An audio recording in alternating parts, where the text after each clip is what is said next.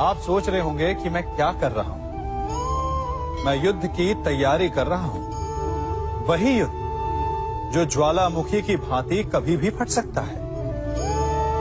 युद्ध वही जीतता है जो युद्ध में व्यतीत होने वाले समय से अधिक समय युद्ध की तैयारी में लगा है। जो योद्धा अभ्यास क्षेत्र में जितना अधिक समय देगा, रणभूमि में उतना ही कम रक्त बहेगा।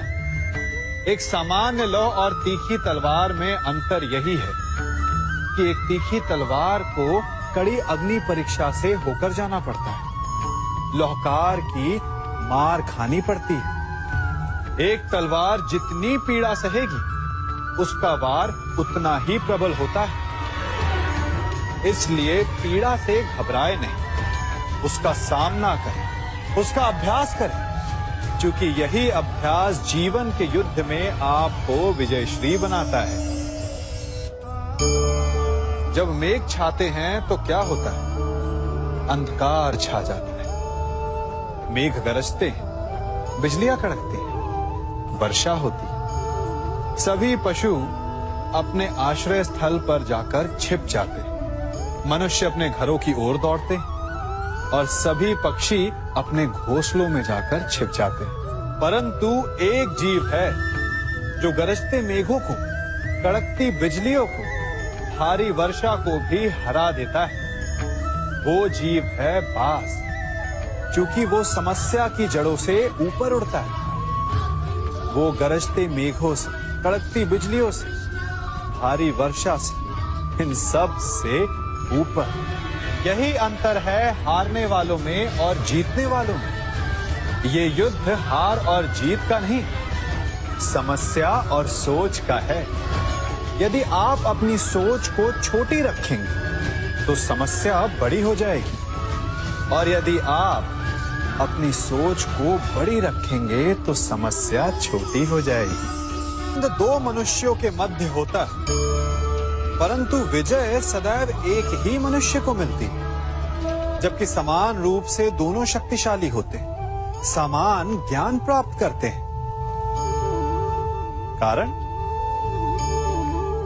दो प्रकार के लोहे होते हैं, एक ठंडा, एक गर्म। कभी सोचा है लोहकार लोहे को लोहे से ही काटता है, परंतु सदैव ठंडा लोहा ही गर्म लोहे को काट पाता है। और यही नीति मनुष्यों पर भी लागू होती है। जब युद्ध होता है तो जिसके मन में ईर्ष्या होती, जलन होती, आक्रोश होता है, वो गर्म लोहे के समान। और जिसका मन शांत होता है, जिसका मन संयम से बंधा होता है, वो ठंडे लोहे के समान है। और वही ईर्ष्या और द्वेष नामक गर्म लोहे को काट सकता है।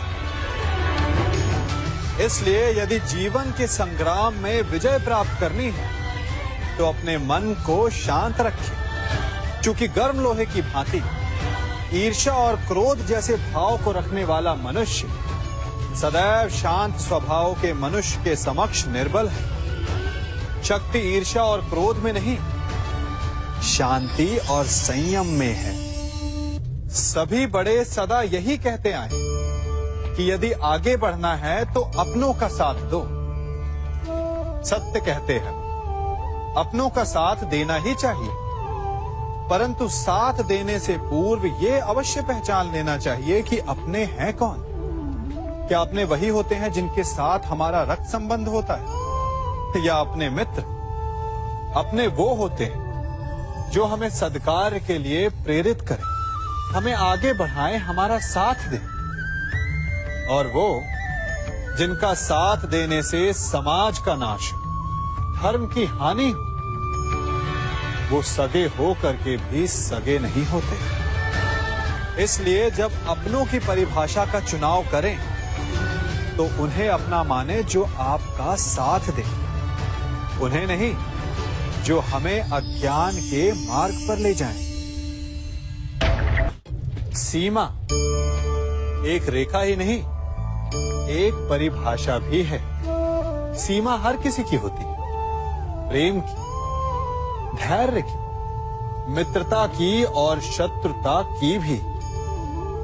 और जो सदैव सीमा में बंधे रहते हैं वो सामान्य मनुष्य बनकर रह जाते हैं, परंतु जो समय आने पर सीमा तोड़ देते हैं वही भविष्य बनाते हैं, क्योंकि सीमा केवल आपको मर्यादा में नहीं रखती, आपको बांधती भी है। अब ये आप पर, मुझ पर, हम सब पर निर्भर करता है कि ये जाने कौन सी सीमाएं हमें बांधती हैं और कौन सी सीमाएं शक्ति के नए मार्ग समक्ष लाती हैं। इसलिए सीमाएं तो जो कर सकते हो उससे अधिक करने का प्रयत्न कर, तभी नई सीमाएं बना पाओगे। भाग्य क्या है?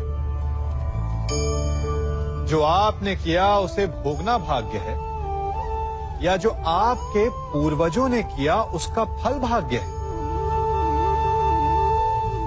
नहीं, भाग्य वही है जो आपने किया, क्योंकि हर मनुष्य को अपने कर्मों के फल भुगतने होते हैं। इसलिए यदि जीवन में कुछ भी करें तो उस पर अपनी दृष्टि अवश्य रखें, क्योंकि आपके एक कर्म का फल आपका भविष्य बदल सकता है। हम वही बनते हैं जो हम चुनते हैं, क्योंकि वही हमारा भाग्य बनता है।